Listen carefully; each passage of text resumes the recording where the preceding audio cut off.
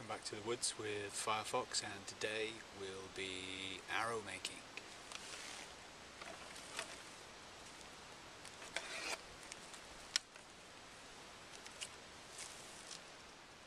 Great choice for arrow making, hazel, Corylus avellana, certainly in the UK. Fast growing and plentiful. I'm going to take one of the sun shoots. It comes out from the bottom there, nice and straight. Looking for a good straight length. Look at it at all angles. Be ashamed to cut it to find that the piece was unsuitable and wasted. Good and straight.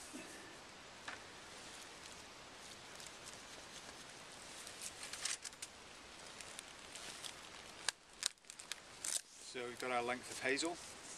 Try not to get anything thicker than the width of your little finger. Try not to get it too thin and whippy at the other end. And we're looking for a length. We'll put the butt of the piece of hazel against your breastbone, stretch out with your fingers, and then allow a good length at the end extra just to play with. To debark the hazel, either the back of the knife. Don't want to use the cutting edge because that's going to cut into the fibres, and as it flexes that's probably where it's going to split. So back of the knife.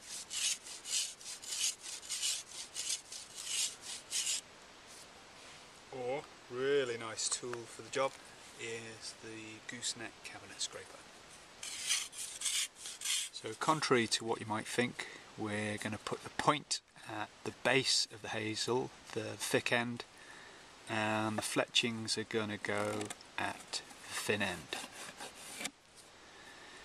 And that's basically because when we shoot the arrow, it flexes around the bow, and if we've got the thin end taking all that pressure, then it's more likely to snap than the thick end. We've got a fairly lengthy and gentle process now of looking along the shaft, trying to coax out any of those bends. I will probably dry these overnight by the fire, keep looking along them, giving them a bit of a bend, trying to persuade them into some form of straightness.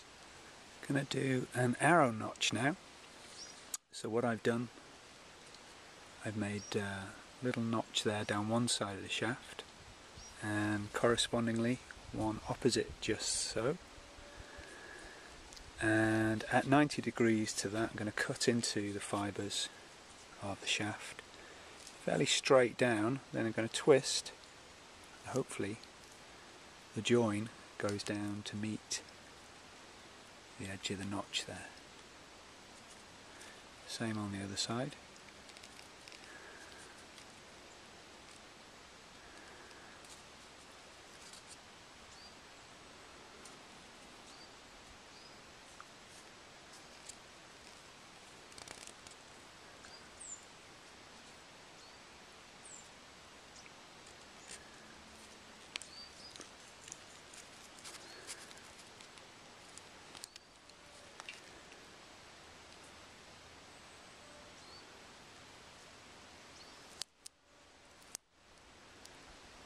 So,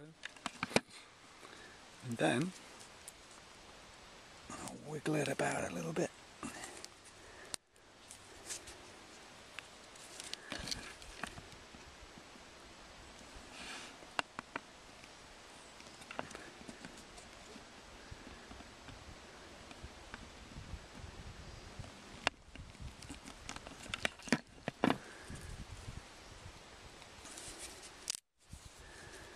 Snap that off like so.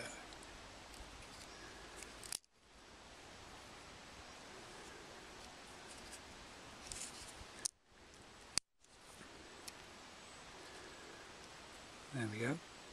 There's our arrow notch. Fairly clean job. And that's going to be the knocking point to accept the string of the bow. Trim that down a little bit.